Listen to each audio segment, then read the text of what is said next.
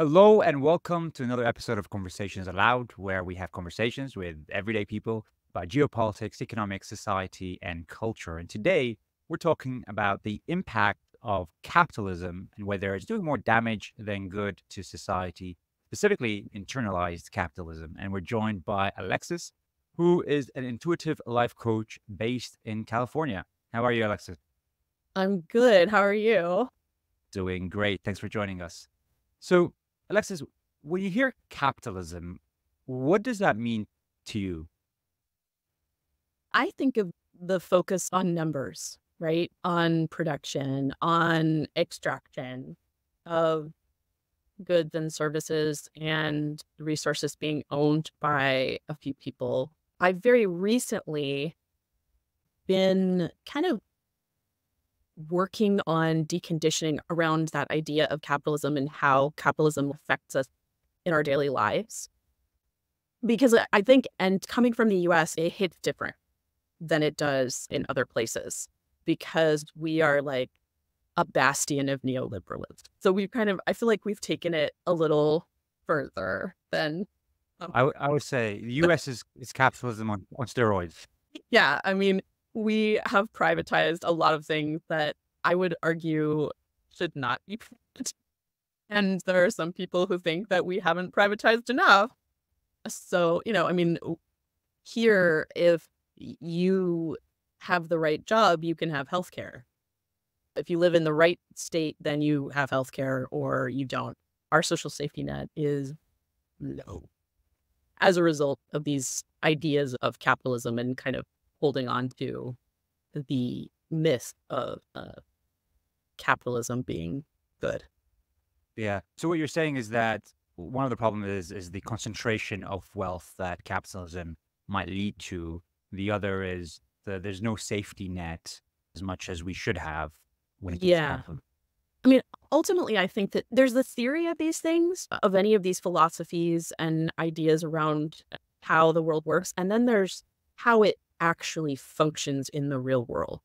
And the theory is nice, maybe, but how it functions in the real world, eventually we have to have, I mean, capitalism is predicated on this idea that you have to have a certain percentage of the population that's not working, right? Because you have to have a supply of labor.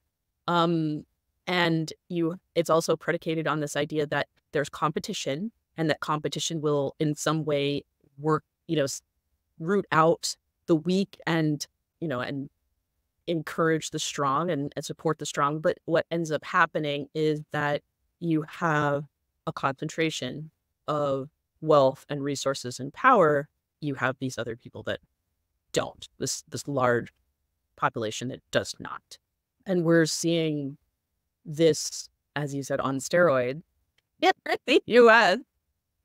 And there's a lot of backlash around that. And one of the conversations that has been happening really in the last 10, 15 years is around how this affects social well-being. And there's been kind of a shift in conversation about the consequences of this blind adherence to capitalism on mental health and social well-being and community, because humans have a lot of basic psychological needs that capitalism is not interested in.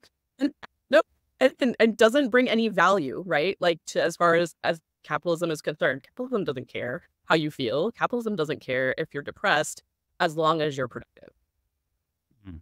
right? Yeah. There is capitalism doesn't have that emphasis on social well-being, but at the same time, it kind of gives some people opportunities in that there's a choice to be made for a lot of people that allows them, if you work hard, you are able to kind of break through and leverage your skills in a way that can create some wealth compared to a non-capitalist world. Now, there's always going to be disadvantages and advantages.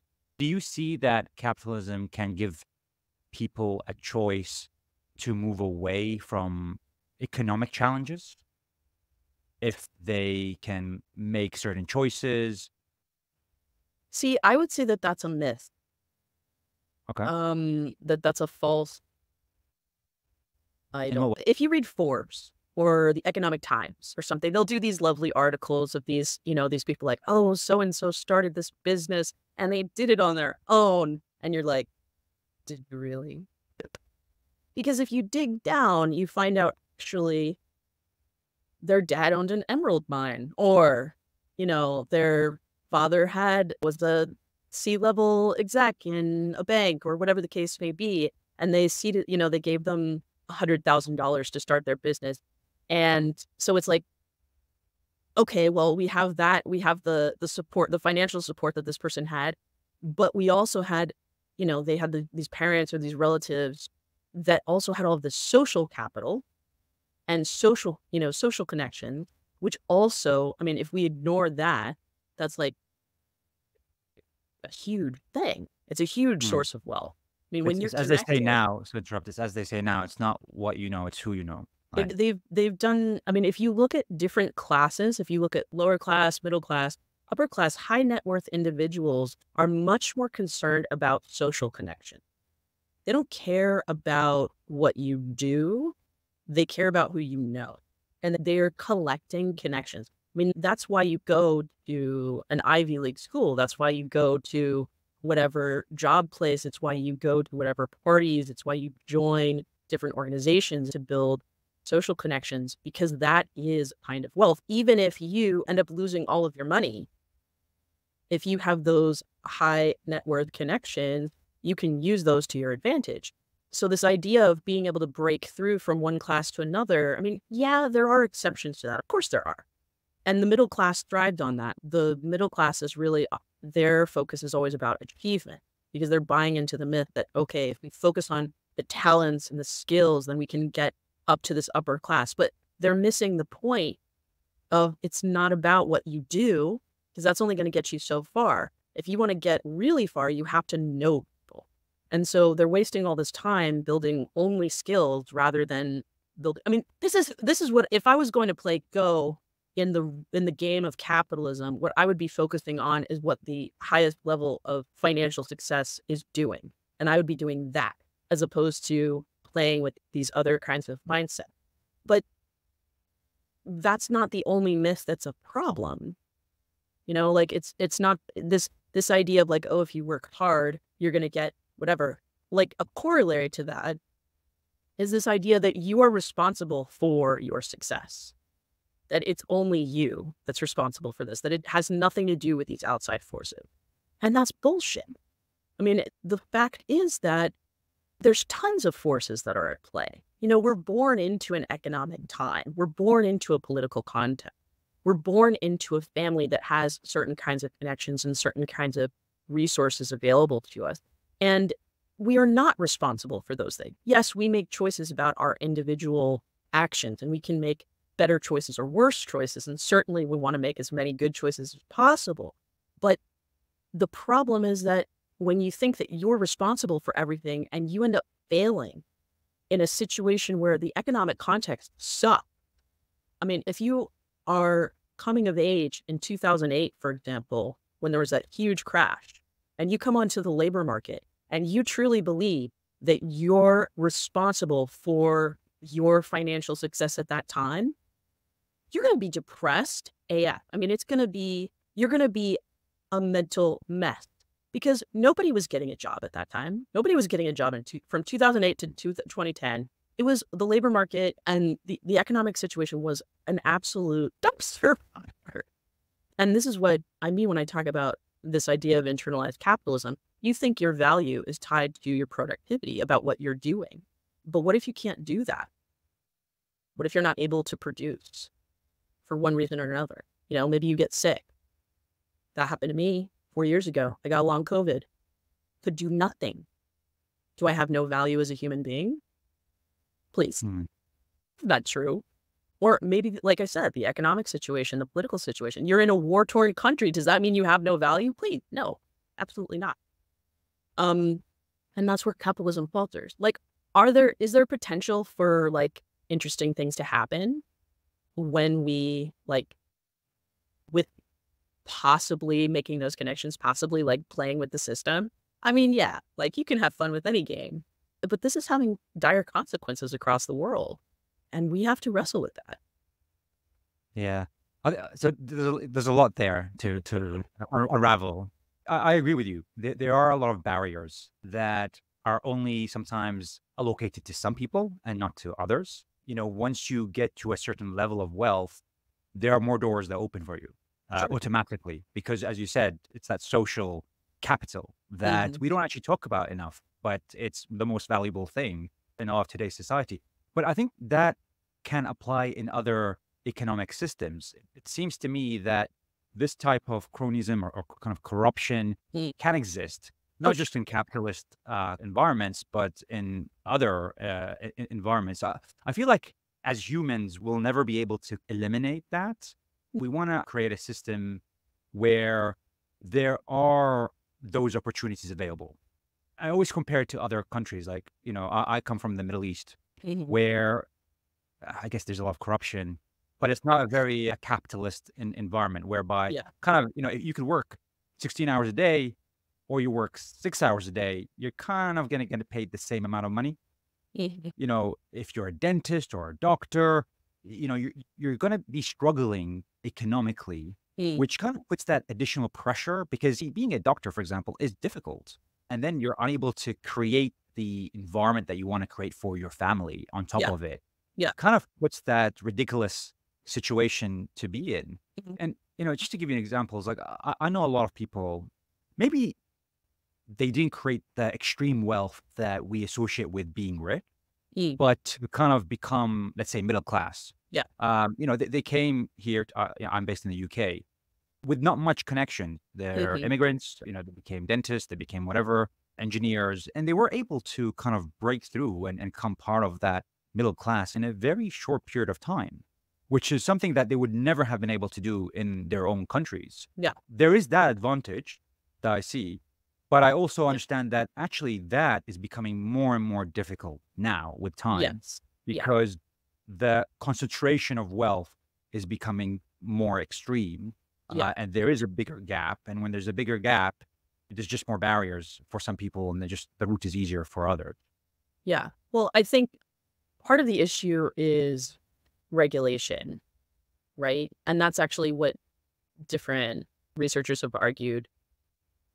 Regulation needs to be done across the board for different things in order to decrease the mental health and wellness consequences of capitalism. You have to have like two-pronged approach. You have to look at it from a psychological perspective, but you also need to look at it from an economic and policy perspective. And so this question of, I mean, we've been through this time of deregulation. Like the US, God, it's awful. We're in the process of having, you know, it's an election year. It's a mess. We're dealing with some really awful robber baron villain era moments here. It's Right. bad. But When you say regulation, what do you mean by that? so when we talk about regulation, we're talking about different government agencies making labor policies that benefit workers, for example. If you're talking about capitalism and capitalist forces, then you need to go back to like, okay, to mitigate some of those consequences, we need to be supporting workers. We need to be supporting labor. We also need to be supporting families and communities in different ways. So, for example, creating equity between genders as far as pay, as far as social safety net things like childcare. In a lot of other countries that are democracies, they have healthcare as of their social safety net. That would be lovely. I would love that. I think it's great. Yeah, there's problems with it and implementation, but our system is so broken. It's embarrassing. So those are different ways that we would need to look at like policy changes and regulation, but also things like corporate taxes, looking at taxes on the top 1% of the population and how, you know, closing tax loopholes. The US tax system is incredibly complex and messy.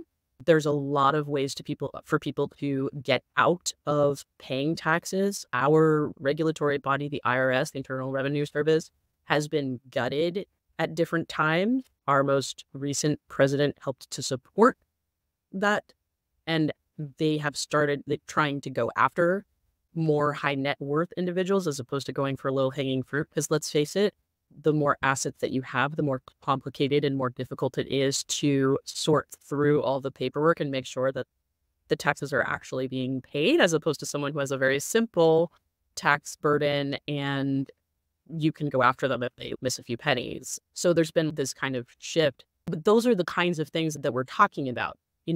Looking at regulations to, I mean, this is a novel idea, but a maximum wage. You can only make, a CEO can only make so many times their lowest paid worker. That would be wild. But also, this is kind of interesting. A lot of people, that would be very extreme, right? No, but here's where I'm with you. There needs to be something that we need to change for sure.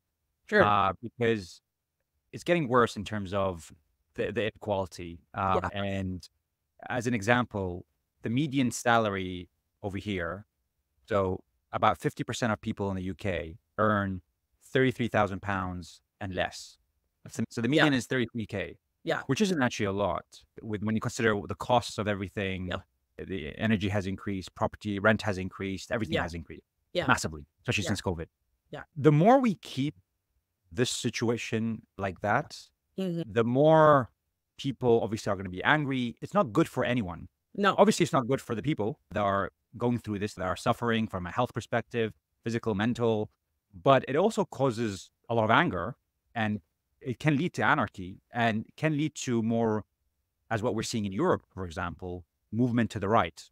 There's a lot of voting now that's happening in Europe that's electing what you would consider right-wing politicians to come Mhm. in because they're tired of kind of what they see as the central left policies of the politicians. And that could cause a lot of issues that we've seen, back in the 1930s in Europe, possibly. Yeah. When it comes to taxes, so I actually am involved in the tax world quite a bit. Mhm. We have, in the UK, I don't know about the US, in the UK, we've never been taxed so much. It's the most we've ever been taxed. Now, that's applied to the people that work, but a lot of Mhm. people get their income not from work, but from assets. Yeah. There's a big gap there because people just hold assets and they earn income from that. Yeah. And we don't really tax that as much as, for example, if you work, you get taxed a lot, actually, Mm. unless you're in the ultra, 0.1% where your assets are all kind of convoluted and in different places. And that is something that we need to work on. There are wealth taxes in some European countries. So how that works is that it's like 0.5% or 1% of your assets is taxed on a yearly basis. Mhm. We have in the UK 40% inheritance tax, which is a big amount, actually. 40%. Yeah, I was thinking like, whoa. That's huge. There are ways to reduce it. But so when I think about taxes, I'm like, everyone's like, we're taxed to here. It feels like we're taxed to here, to the point where when I speak to people, they're like, why do I need to work more if someone's going to take 60% of my income Yeah. to tax it and I just get 40% and I'm missing time with my family, it's not worth it anymore. Yeah. So there is a limit where it starts to really negatively impact. But I'm with you on the taxing of the assets. We need to find a way to do that. And then when it comes to putting a cap on salaries, I just feel it would, unless we have a global approach to this, if a country just said, we're going to cap it at, say, whatever, 500K or $1 million. Well, that's not what I wouldn't say that when people talk about maximum wage, typically they say it so many times the lowest paid worker. They don't say, they would not cap it at a set amount typically. I mean, like, obviously there's exceptions. Like, there was an owner in the Pacific Northwest in the US of a company, and he decided that everybody was going to make 70,000. I heard about that, yeah. And it was actually really beneficial for his company, but that was a specific company. It was an individual who made that choice, and it was not like a government kind of thing. But typically when you talk about maximum wage, you're talking about like, okay, Multiple. we're talking about 500 times the lowest paid Okay. worker. So that typically how that ends up working, if somebody did that, is, at least in theory, the lowest paid worker would end up making more money.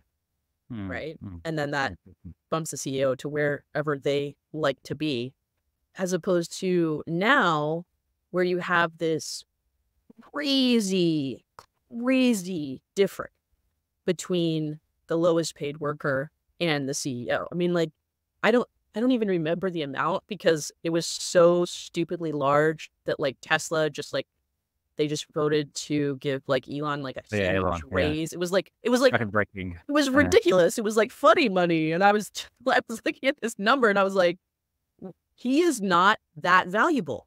Oh my God, I just said it out loud. He's not that valuable. But that's the thing is, with capitalism, Elon is supposedly that valuable. And I'm not. And you're not. mhm. My kids aren't. My neighbor isn't. The person that's homeless on the street isn't. And that's crazy. I mean, like, I get, yes, absolutely. Some people contribute more to society in various ways. However, there's a dehumanization that happened with capitalism. And I think that's the dangerous things. I mean, like, we can talk about policies, we can talk about taxes, but the problem, I think, fundamentally comes down to this idea that humans are not human. And when a person ceases to be human, you can do whatever you want to them and it doesn't matter. And when that happens, we get into dangerous territory because you can torture, you can enslave, you can extract resources regardless of the environmental cost. It doesn't matter if they're on 20 different, pills to get through the day because their mind is a mess. Because as long as they're producing, as long as they're contributing to the market, it's fine. And so, like, if I'm not necessarily opposed to like getting rid of capitalism wholesale, like, I don't know, like I'm not an economist, obviously, but certainly we need to look at regulations that humanize. I mean, like, it's not working now. So something Mm. has to change. We have to do something differently because it's not working. So how do we rehumanize the system? How do we rehumanize? I kind of feel like we need to almost step out of economic stuff for a second and go back to community building and really focus on that kind of stuff and start building more empathy into things. I have to wonder about these people who are playing with this funny money up here. I think that it must seriously separate you. Like these people that are making these decisions that have these far-reaching consequences for massive millions, billions of people. What must you think about the world and yourself to make these kinds of decisions that result in a lithium mine destroying an environment in some rural, far country that require children to go into copper mines or something? I mean, like, what is happening there? Like, none of our hands are clean. And also, we have to reckon at the end of the day with your soul and with your conscience. And I just have to wonder, like, how separated are you from the rest of the world, like, that you make these decisions? I don't know. It's just a lot there. Yeah, no, I think there are a lot of those people at the top who I think are just focused on themselves and just focused on, the just money motive kind of element. And I think there are other people that have generated their wealth from creating value for other people. And it's almost like, the money has been a byproduct. But I'm sure that does mess with you when you go to that top. It's very difficult to have that much power and be able to wield it in a way that has the least damage for everyone else and what's around you. I mean, to your point about value, I think we are all valuable and there's value in all of us. But I think when it comes to, for example, Elon, it's a particular value that's being rewarded there, which is kind of being productive. You look at him and he's like maybe the definition of he's always working. It seems like he has his hands in all these different things. I don't know how he does it, The but outsource it all. yeah, there is. He's probably like playing around, but like he's outsourcing all the daily stuff for sure. Yeah, I don't know. I'm sure he's making difficult decisions and he does work a lot of hours, but it shouldn't take away from people's. I mean, you don't have to be that productive to be able to live a decent life where you're not kind of struggling with a lot of these challenges that I think are unnecessary in a lot of situations, but the system has created those challenges.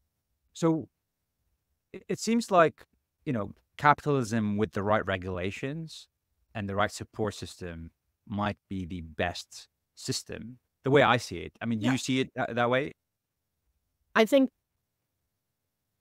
I'm going to say a marriage between socialist regulation and capitalism is probably the best. And because clearly either one applied wholesale doesn't work. Yeah. Yeah, we've seen what pure socialism Yeah, does. that's a hot. Yeah. So it's kind of what you have in Europe, really. Europe is Yeah. a bit of a hybrid. The way I see it is the UK is in between what you have in the US and what you have in Europe. Yeah. Europe is a bit more socialist, but Yeah, obviously it's capitalist. And then the US is unhinged. totally. So talk to us about, like, what are the regulations that you currently have in the US and what would you like to see? Because I understood that, for example, healthcare, if you do have a job, you do have healthcare, right? Is that dependent on you having a job? The US is unhinged. And part of that being unhinged is the fact that each state regulates itself on different issues. There's some federal laws, obviously, that we're subject to, but the majority of our lived daily experience is a result of the regulations of our state.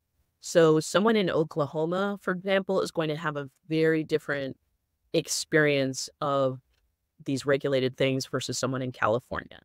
California could be its own country, okay, for many reasons. Like, what, the 5th largest economy in the world or something? It's stupid. I mean, it's like between us, New York, and Texas, and we prop up the entire U.S. Sorry to anybody who's from other states. Love you, but let's be realistic here. Economically, socially, culturally, that's what we do. So, for example, California is more regulated than other states. We're, like, as we would say, a blue state, so we tend to go Democratic in elections. The majority of our state legislature is Democratic. Our federal representatives are Democratic. But in California, depending on your income, you can get Californian healthcare, like the government healthcare. There's a healthcare market that you can go to once a year and compare and contrast different plans to see how much you could pay. It's incredibly complicated. It can be very demoralizing. In my county, I live in Santa Barbara County. It's one of the richest in the country. This is a place where celebrities live. A lot of movie stars. Oprah has a house. One of your former royals lives here. These people play polo for fun. It's a little, I'm not one That of kind the of people, place. but it's extremely lush monetarily. I have to wait 4 to 6 months to get a doctor's appointment. Mm. You pay out of pocket for all dentistry. You pay out of pocket basically for all eye care and certainly for all hearing. If I have a mental health situation, there's only so many sessions that are covered by my insurance. It's a stupidly small amount if you get diagnosed with a mental health thing, which, of course, in the US, 2 out of 5 adults are diagnosed with mental health issues. What do you think that is? Why do you think there's now an increase in mental health? Internalized capitalism.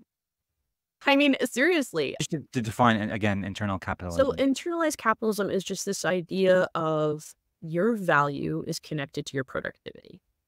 It's just basically internalizing that capitalist mindset that you must be a human doing, not a human being. And so, like, I'm trying to. It's just you originally asked me about regulation stuff, but like this is just one example of the problem, right? Housing is another problem in California. We have a huge percentage of the homeless population right now in the US is in California. And we already had a housing problem. And there's multiple issues around that. I mean, there's the fact that companies are buying up residential properties for investment. There's the fact that people are flipping homes, and so they're purchasing houses and then renovating them and then selling them at a much higher cost. that prices out first-time homebuyers and young families. There's the fact that companies benefit, they can write off holding vacant property. And so there's a lot of vacant properties, and there's commercial properties that are not being used for commercial things that could be rezoned for residential stuff, but they haven't been. So there's like all these different issues. California is one of the better places to be because there's a higher social safety net. They just put in a law that bumped fast food workers to $20 an hour, which is crazy, right? Because like EMTs were making that. What? Making that. Like emergency, like the guys who are in the ambulance were making like that amount of money. And it was just like, okay, I mean, like this is like a low skilled job.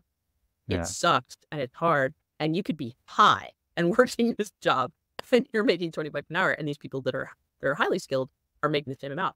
But the hope was that it eventually increase these other wages.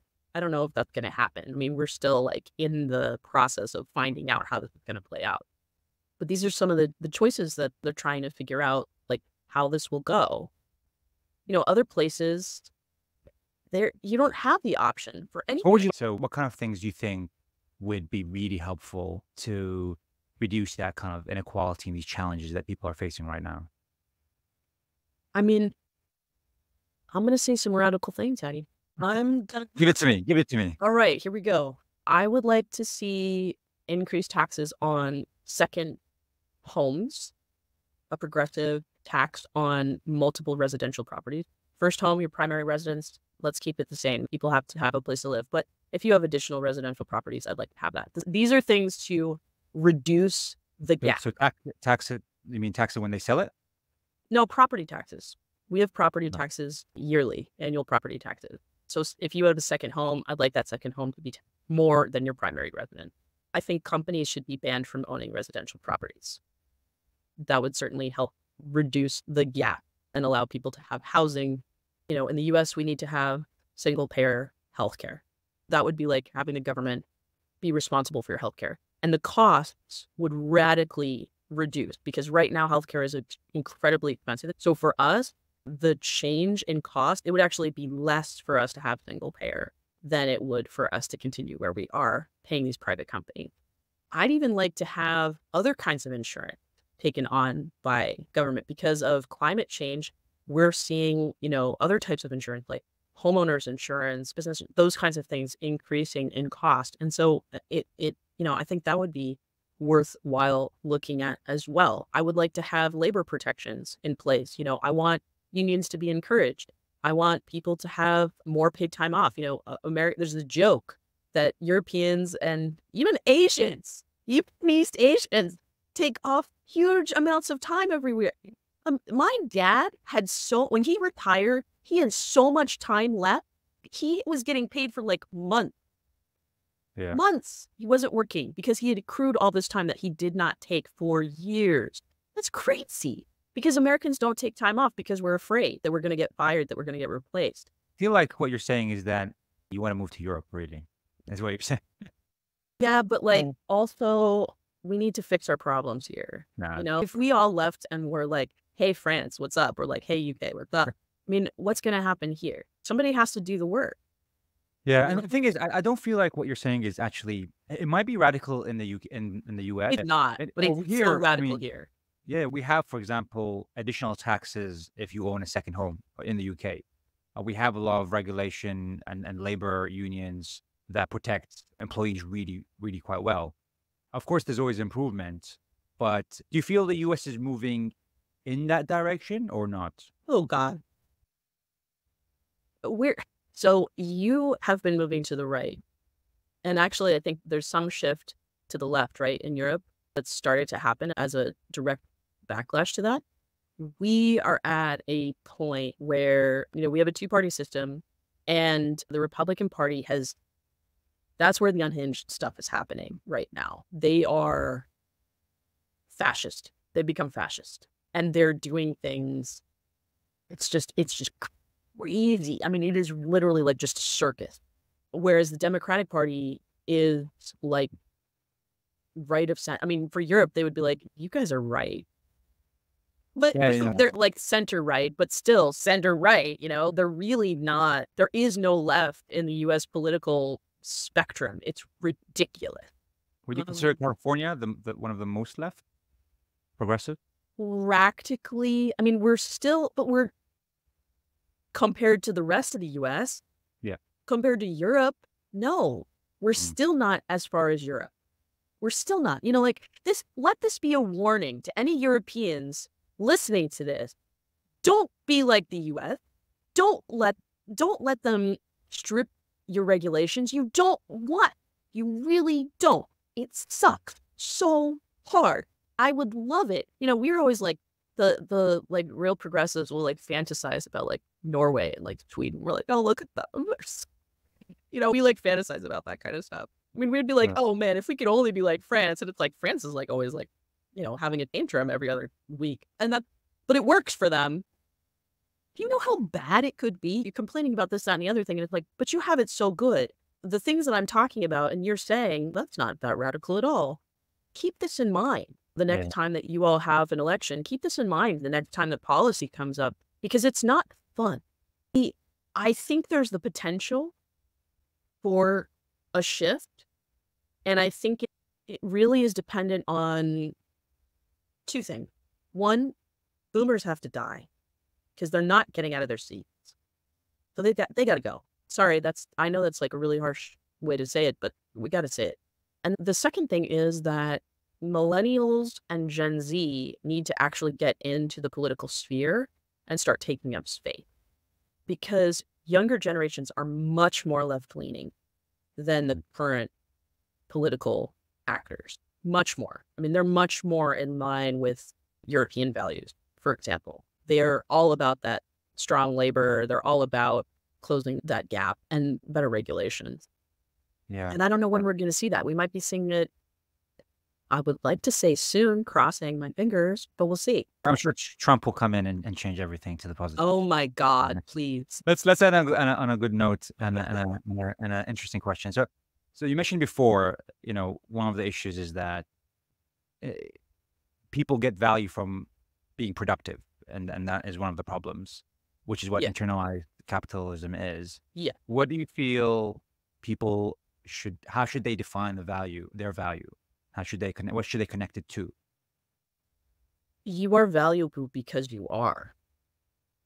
And you can show that, one of the things I started to do when I got sick is that I started writing lists of the things I did every day.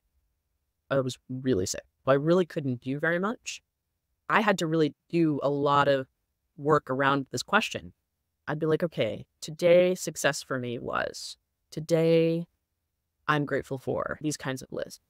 And I wrote down every little thing. I'd be like, okay, I made my bed. That was success for me today. I ate a delicious meal. That was success for me today. I saw a beautiful blue sky, or I listened to the birds sing or something, and that was success for me today.